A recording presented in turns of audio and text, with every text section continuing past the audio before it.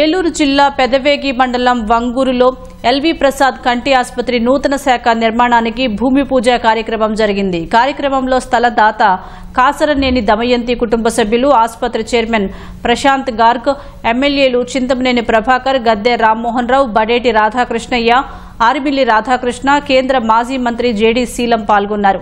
సుమారు 25 కోట్ల రూపాయలతో 3 విడతల్లో కంటి ఆసుపత్రి నిర్మాణం చేయనున్నారు.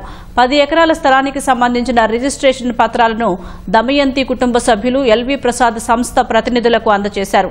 కంటి వైద్య విభాగం, శిక్షణా కేంద్రం, నైపుణ్య కేంద్రాలను నిర్మించి ఈ ప్రాంత అభివృద్ధికి కృషి చేయనున్నట్లు గార్గ్ వెల్లడించారు.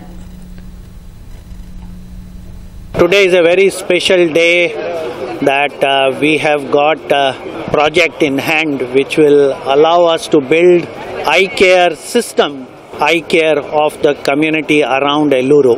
It is one of the very big initiative that we are very proud of. In addition, we will also be starting a training center for youth of this region so that they can be part of the eye care of the local community.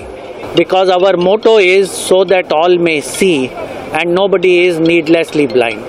LV Prasad eye institute Kasarneni Gopalakrishnaiah campus, అలాగే కాసర్నేని పరిపూర్ణ Lakshmi I సెంటర్కి పునాది వేయటం జరిగింది.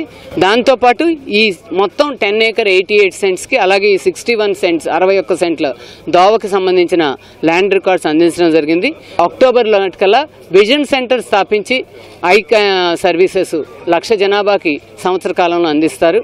LV Prasad I ఇన్స్టిట్యూట్ని motivate చేసి మా ప్రాంతంలో, మా నియోజకవర్గంలో ఒక పెద్ద ఎత్తున కంటి హాస్పిటల్ శంకుస్థాపన కార్యక్రమంలో వీళ్ళందరూ భాగస్వాములు అవ్వటం, మరి 2 కోట్లు భూమి ఇవ్వటమే కాకుండా ఆమె విరాళంగా ఇచ్చారు. మరి ఇది త్వరితగతిన ప్రజలకు అందుబాటులో రావాలని మనస్ఫూర్తిగా ఆశిస్తున్నాం.